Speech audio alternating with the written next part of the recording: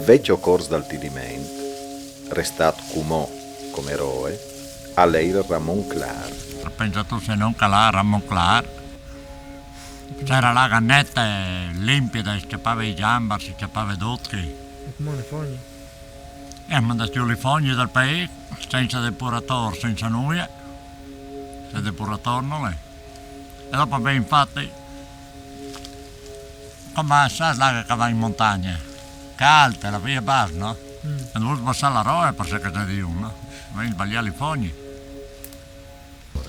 La bilancia che vi facevo di prima, vi facevo di tal canale come funzionava, praticamente a me mi metto io il Tilimen, lavoro dai bar, dentro i talaghe così, se vince talaghe tastomi io, ce la buttavo io e contavi quando era la torgola e contavi, avevo un senso dentro di me che mi doveva tirare su perché contare.